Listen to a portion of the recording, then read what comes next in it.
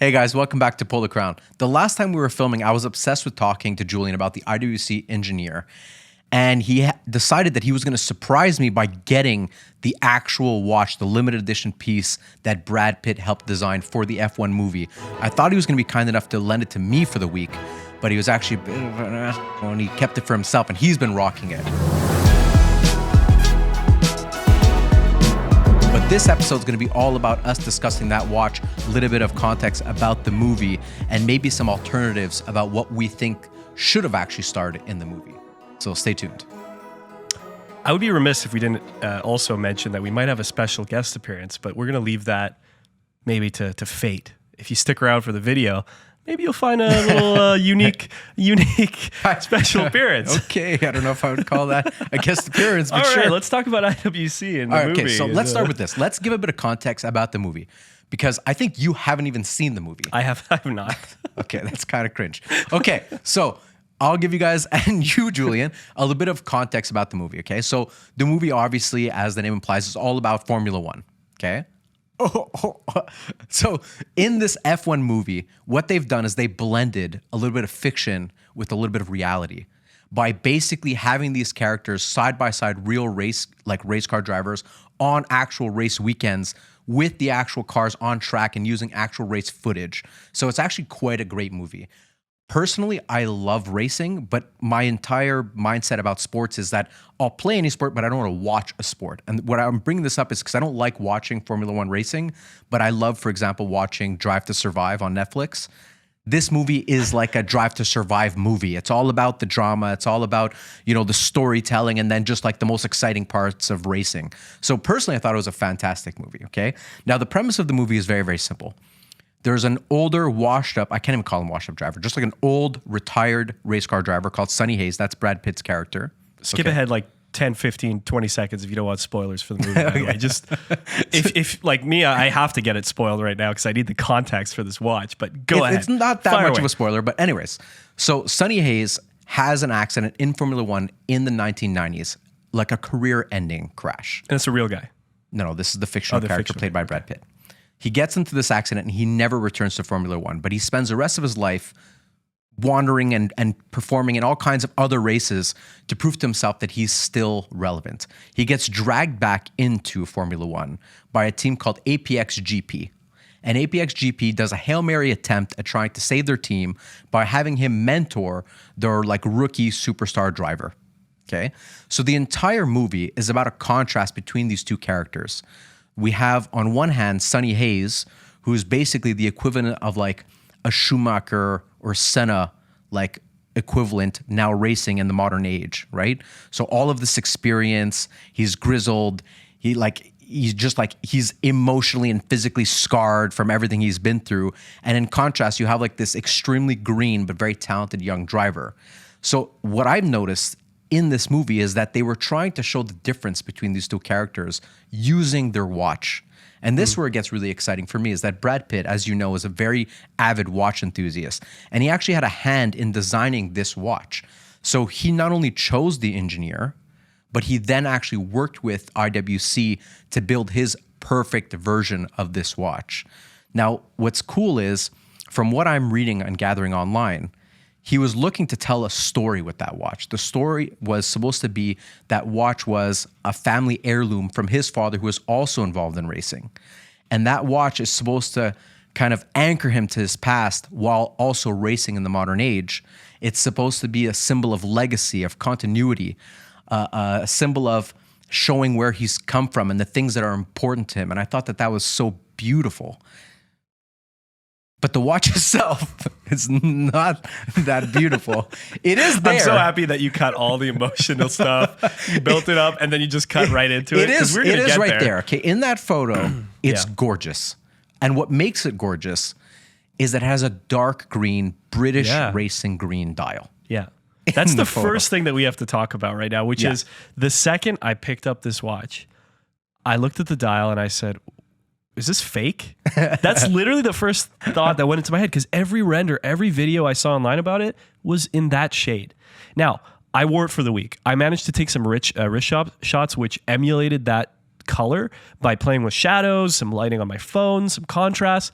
That's the only way I could do it. In real life, it hardly ever looks like that, which is, first of all, just dishonest. And also, IWC could have easily manufactured a dark green dial exactly like this, but they chose to make it more of like a lime bile green rather than anything else. So yeah, first things first. I mean, from what I understand, they delivered this watch in a very, very short time frame.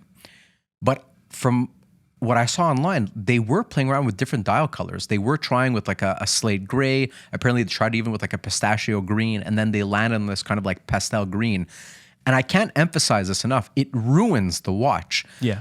In real life, the dial is so light that it just throws the entire watch off. I agree. It doesn't harken to racing at all. It really just, like you said, it looks like a knockoff. It looks like it's the, I can't believe this is not the real thing, you know? Yeah. Like, and the watch itself too. So, okay, a couple of takeaways. I want an engineer even more now than ever. I really do. Like when I put it on my wrist and I started like playing around with them, like this is such a beautiful watch. But what makes it so beautiful is mainly the case, the proportions. I'll even give it to them. I like the kind of like grid dial. I think that kind of works too in this setting, how it kind of looks like a checkered flag, right? But the dial on that specific reference, the one that they've made now limited edition 1,000 pieces for the F1 movie, the gold is not yellow gold, which by it the way, been. that checkered, it's rose gold. that checkered, like what I like to call quilted pattern. Yeah. It's the same on the standard. No, 100%. As well, by the way. It's 100%. The same pattern and everything, yeah. But I'm just saying, like, exactly what I was trying to say is like the things that I like about the watch are all the things that come on the standard watch that I can pick up secondhand for like $4,000 US. Yeah, of course. That's like 25. Well, okay. Well, first of all, 4,000 US would be for like the older references that don't feature the same caliber, the 32-111 movement, the updated finishing, the symmetrical bezel screws, the level of finishing, the bracelet, all these sorts of things. You're thinking of the older references? So the previous reference that I pulled up last episode with the white dial. That was an older reference. Indices, that was an older. Okay, that's fine. Well, I can't remember that specific one, but this style of Ingenieur was only released in 2023. So 2023 on, when it was first released, it was a big hype around, there was quite a hype around the watch, and they actually traded above list. There was a waiting list at retail originally to get the watch. Since then, they've balanced out, right? So the retail on the standard versions are right around like 16,000 Canadian, something like 12,000 US, something like that in that area. They sell right around 12,000 Canadian or about 7,000 or 8,000 US, something like that. Okay. Now, it's still a hefty price to the watch, but listen, I agree with you fully. I mean, you're essentially what you're paying for on this watch is, and by the way, it's a $1,300 US price bump over the standards for this variation, which is a limited of 1,000 pieces. But what do you get from it? No change in the box, no limited edition sort of material involved, anything. Same case back, just this time with a numbered edition out of 1,000. There's no engraving on the actual case back, by the way. No changes there. Dial color, and now you have rose gold hands and indices for apparently no reason. Yeah. I don't know. I mean, I just don't see the value. That's the truth. I really don't see the value, but I see a lot of value in the watch. So I understand why Brad Pitt chose it. And if we can go back to the movie for 2 seconds before we're getting into your experience wearing the watch for a week. Guys, can we pull up the article where we see Joshua Pierce's watch?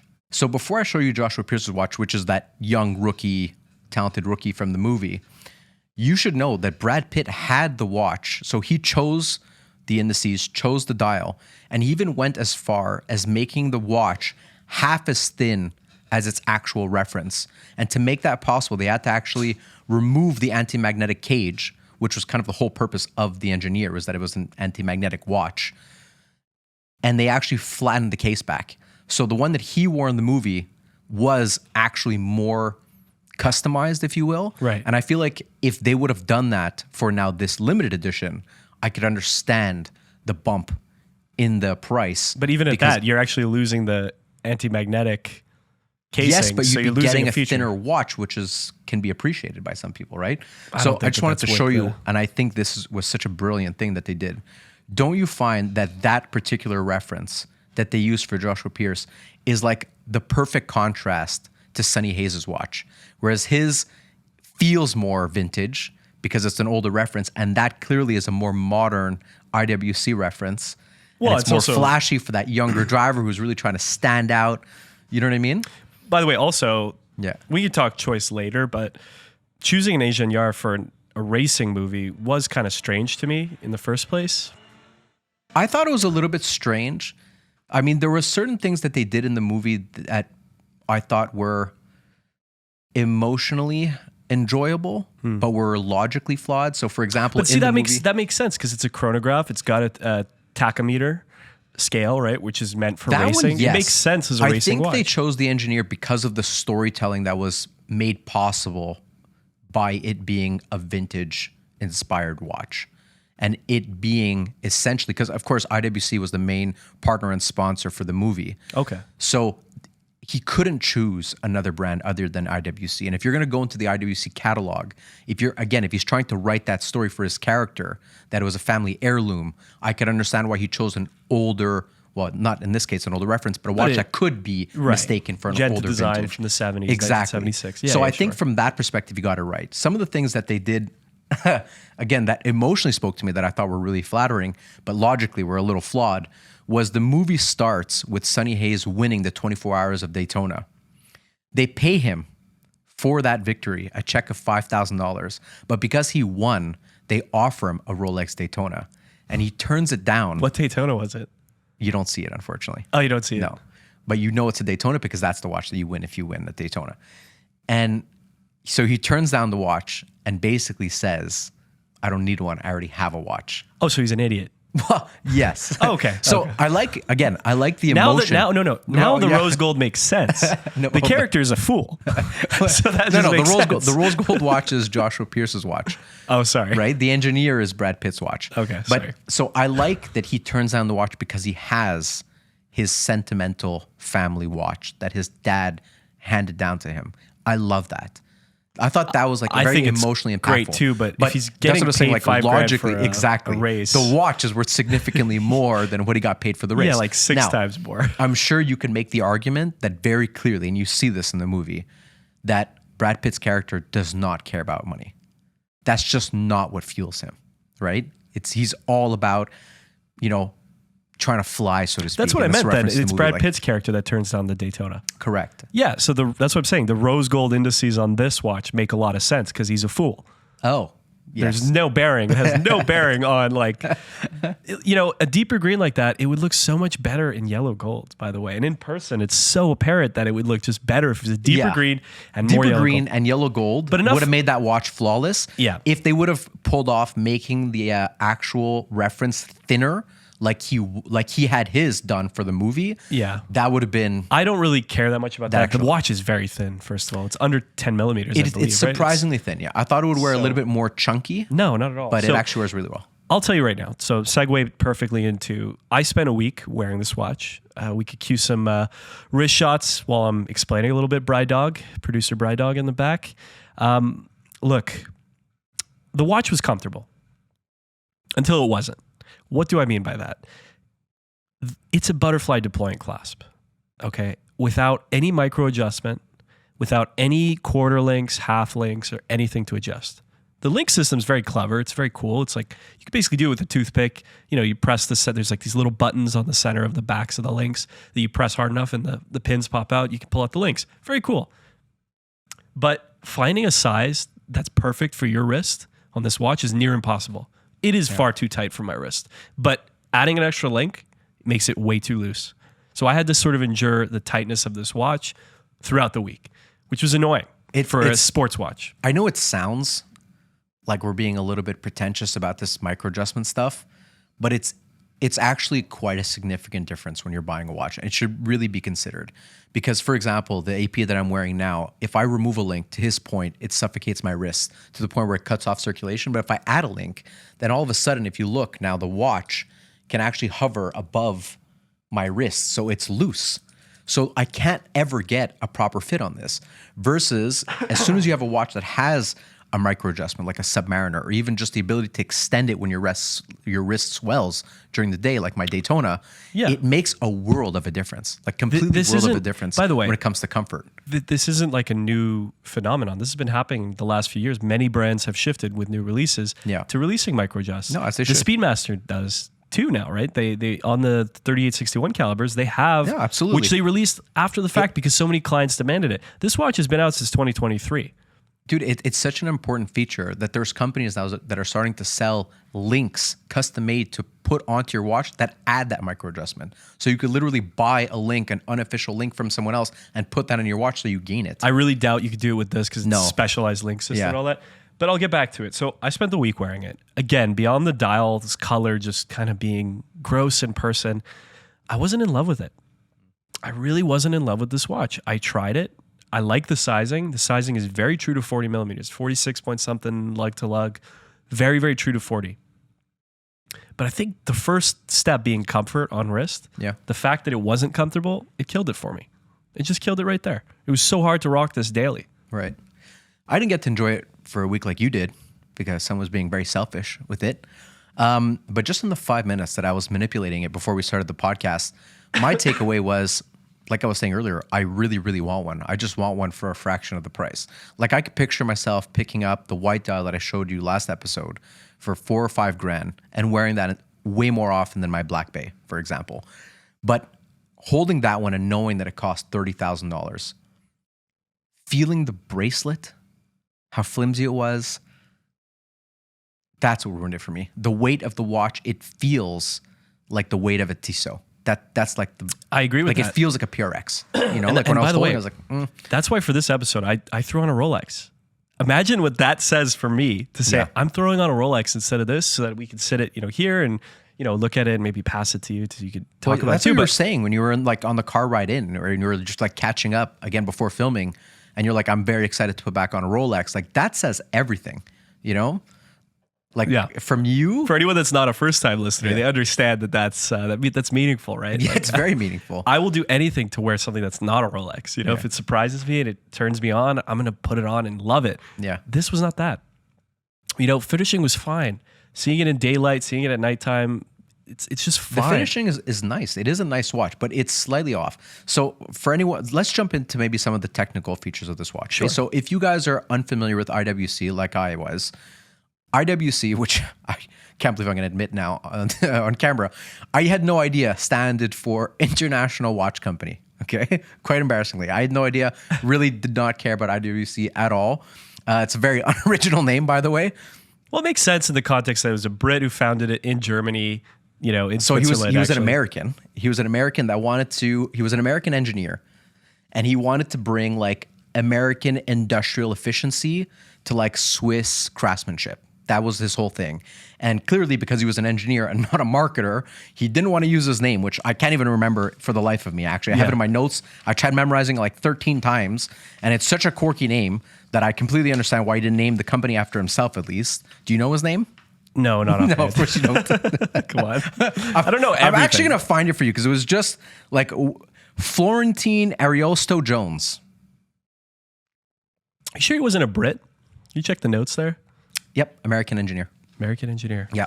Why did I think he was British? Just to say, when he was founding this company, he had this vision for the watch being like an international sensation. That was the whole appeal. He wanted it to be like globally accepted, which is why he came up with this name.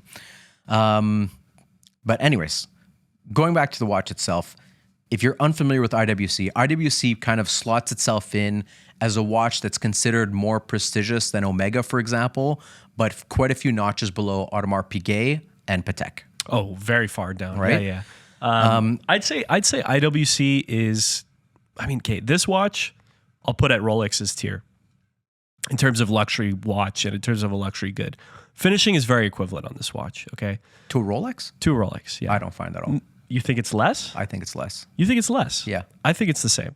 If you look up close, the finishing, maybe. That's what I'm talking about. Maybe finishing, but and the overall build quality, I would give to Rolex. A Rolex feels significantly more sturdy and solid and weighty. Yeah, I think there's a difference though between feel because like a Nautilus, like older reference Nautiluses feel like pieces of crap. They feel janky and horrible, but a lot of them were hand finished and hand done, and it's like, this is quality. Like, it's not I all find that's about different feel. though, because that you get to see through the case back and see that beautiful caliber, right? And that's where the difference is. Yeah, but you're talking about build quality here, which is, build quality is kind of subjective. It's like, if you like a heavy watch that you want to feel the weight of it, and like, Right. you want a solid gold watch that you could feel like, it's like the difference between a brick AP offshore, you know, versus like a solid gold Nautilus. You know, the Nautilus, you could barely tell it's gold. It's not as heavy as you might think, but a brick, you know, it's gold. So Right. it's two different kind of ways. That doesn't mean the build quality is better. It just is a different style. Sure. In this case, though, I'd say it's very equivalent to Rolex. Slight edge in terms of finishing, for sure. Like, if you look up close, you loop the watch, and you know, I inspected the indices, I inspected the texture of the dial. Are you familiar with any of the technical aspects of the watch? Like, I know the watch has a 120-hour power reserve. Yeah, okay, so we can about talk it. about the movement. So the 32-111 movement, it's a great caliber, okay? There's no denying it. Okay, having 5 days of reserve is something that you don't see in a lot of sports watches. And for a lot of people, that was the main sort of bargaining chip for this watch when it was released in 2023.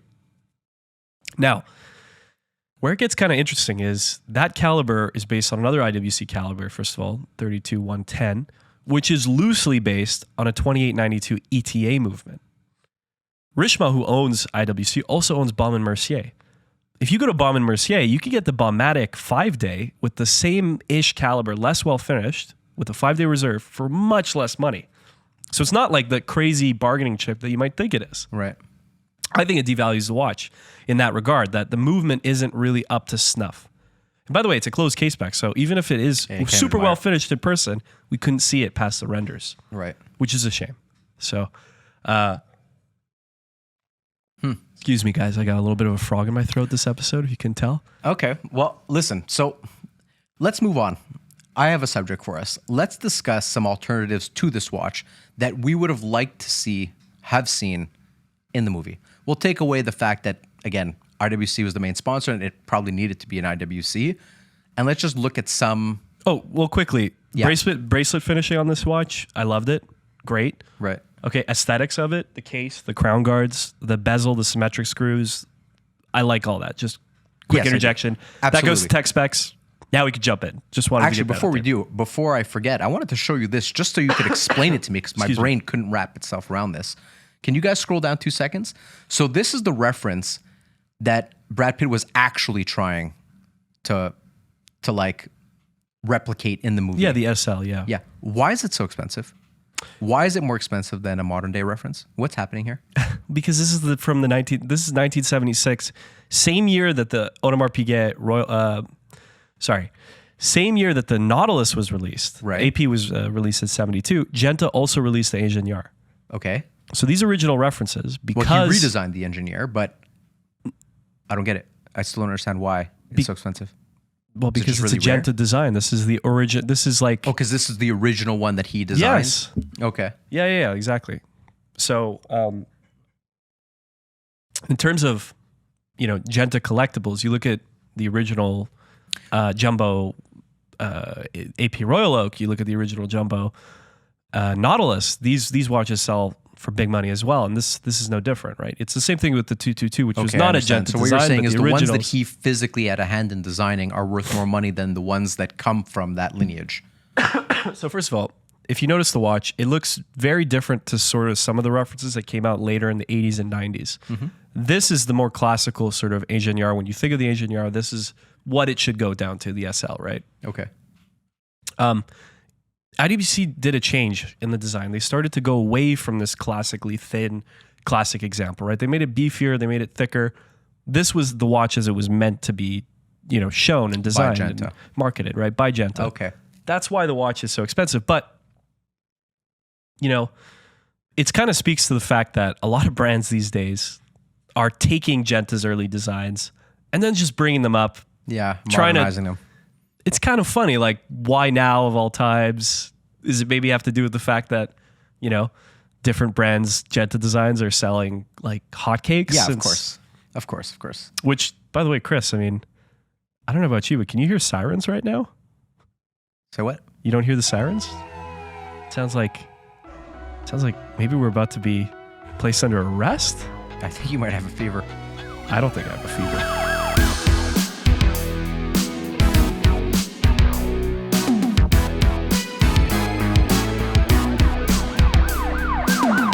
Freeze.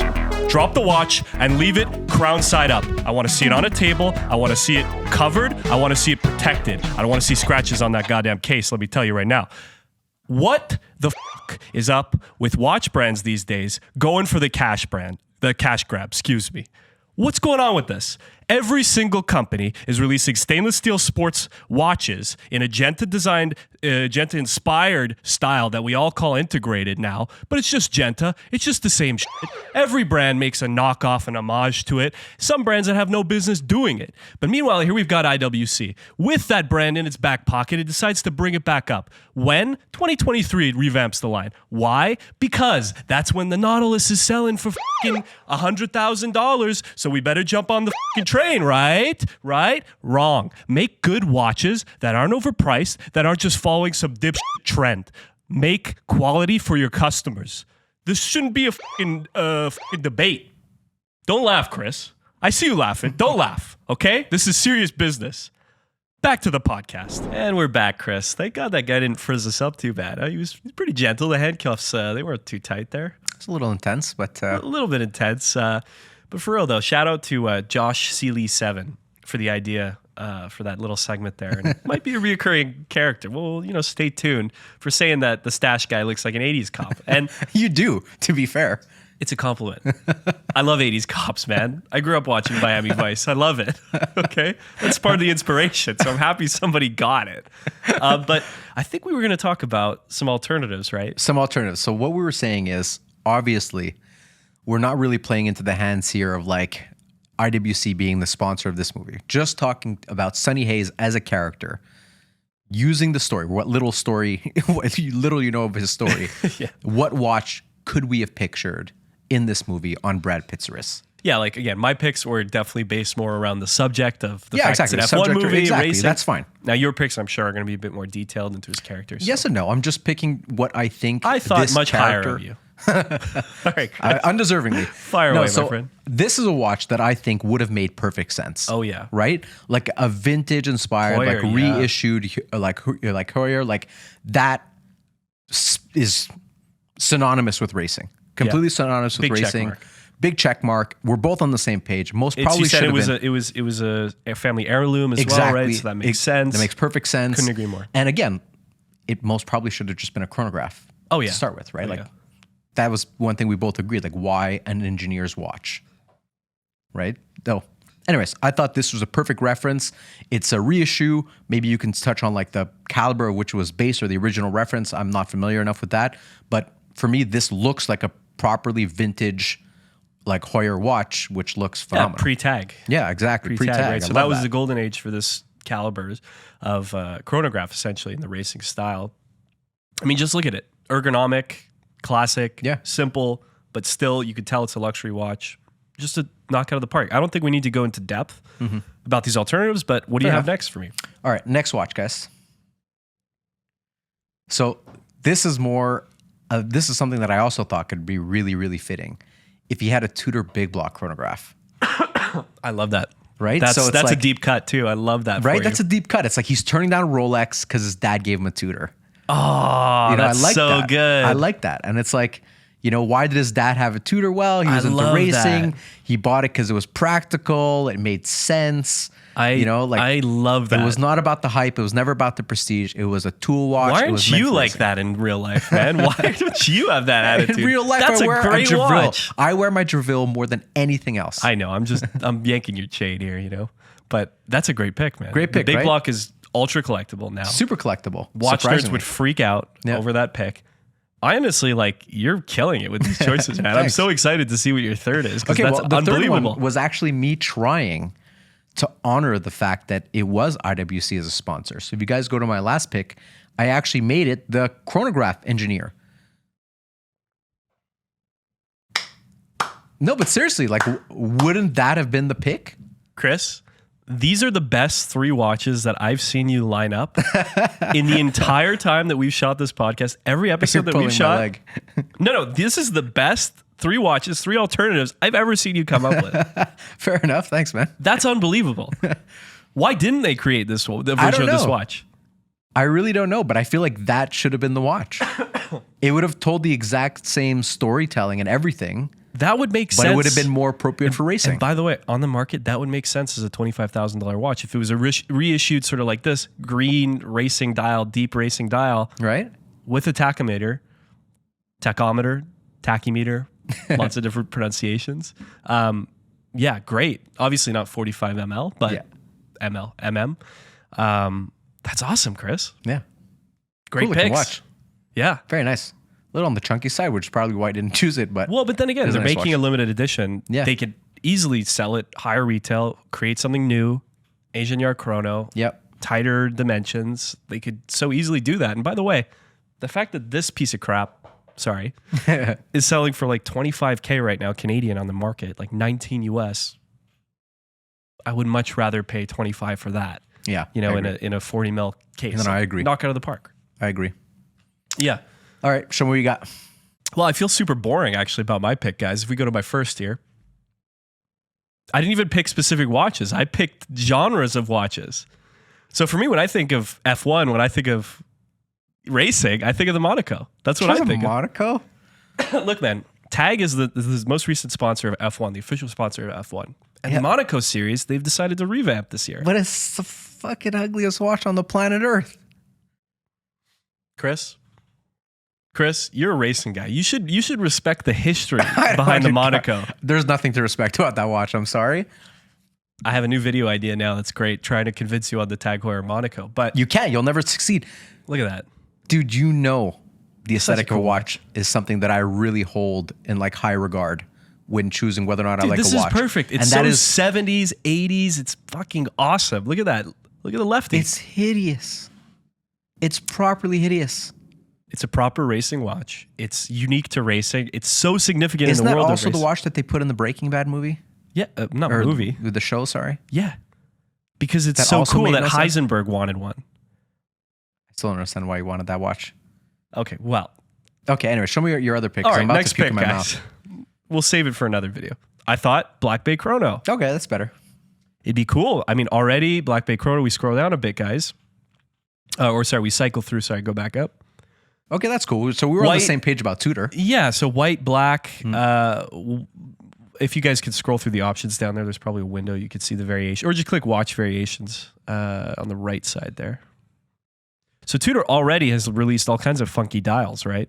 So I thought, what if they release, a specific racing dial? Because Rolex has already released racing dials with Arabic numerals, red text, stuff like that. Ooh, that could have been interesting. That could have been interesting for me. If they did a custom dial specifically for his, right? Just like they've been doing with the flamingo blue and the exactly. Pink and the all blue, the pink, the turquoise, the Tiffany dial. Actually, a British racing green dial on that could have been pretty cool. Or a sunburst green would be even really cool too. Yeah. I don't know why it's not there, but in any case, that was my pick. Okay, that's cool. If we go last, guys. Of course. Omega. Yeah. Speedmaster. Not just a moon watch, a racing watch originally, right? Not just for Cosmo. I'm dying right now. Can you see that? My throat is melting. We'll get through this. Last few minutes. I'm crying. And then you could take some medication and go rest. I love this. Racing watch, man. Yeah.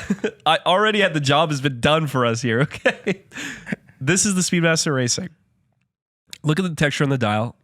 Look at the subtlety of the sub-dials. Daytona-esque, Look at the color scheme as well. The white, the orange. I love this, okay? Yeah. Unique dial in this sort of way. Look at it from far. It looks like a checkered flag that they wave on the final lap. No, that's a good choice. Because they could have chose any number of references. They could have customized it to bits. And that's the beauty of Omega in general, by the way. And not to say IWC isn't the same. I think that they could have done better. That's my final thoughts on this. I think that the price tag is ridiculous for this watch. 18,000 Canadian plus tax is a rip for what is basically a 2892. Very modified, different finishing. What's the retail on the standard one again? The standard is like 16.7 or 16 Canadian plus tax. This version is 18 something. Okay. So my final thoughts are the watch doesn't feel like either of those price points. No. So even at its standard MSRP or its elevated price now thanks to this limited edition, I personally don't perceive the value enough in IWC as a brand or that specific watch as a reference to justify spending that money. But if I remove the price tag and I just evaluate the watch itself, It's a watch you'd want to own. it's a watch I'd want to own, but not in that color. In that color, even if it was the 5,000-6,000 that I can get the other dials, I wouldn't choose it. I agree. It's not the right shade of green. I don't like the rose gold on the indices and the hands. I would have much preferred to see some yellow gold.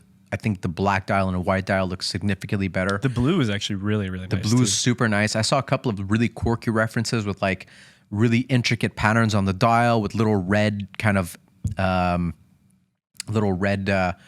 little splashes here and there on the dial that I thought looked really, really nice. Yeah, by the way, this dial for me is just a quilt of a Nautilus dial and a Royal Oak dial. If you notice, like the pattern on it actually is literally the horizontal lines of a Nautilus mixed with the grid pattern of a Royal Oak. Yeah. So it's like they just gave up. They're like, let's just mix the two. How do we get the cash grab to go the furthest point possible? Just mix them. That doesn't bother me as much because it's unique. Do you know what bothers enough? me? Final thoughts. Do you know what really bothers me? Not the fact that it's a closed case back, okay? The closed case back is something. It's the fact there's no engraving on the case back. Nothing. Even though it's a limited edition of 1,000 pieces, they didn't add a design, they didn't add a car, they didn't add a F1 movie, nothing. It just is numbered edition. That's it. You're paying a $1,300 US premium, a $2,000 Canadian premium. They saw for an nothing. opportunity. They saw an opportunity and they took it. And they acted on it really, really quick and they released it in a relevant timing for the movie. And that caused them to cut a couple of corners on the actual finished product. So anyways, concluding thoughts, it's a really beautiful watch, not at that price. I think Brad Pitt, as passionate as you are, unfortunately, I have to say, we feel like you dropped the ball a little bit. We're speaking directly to Brad Pitt on this one because he's a big fan of ours. And Braddy boy, anyways, do better Brad, next time. Thank you so much for watching. We really appreciate it. Sorry we're so critical on your choices. I'm so sorry, Brad. Thank you guys for tuning in. Sorry for my voice there. Love you all.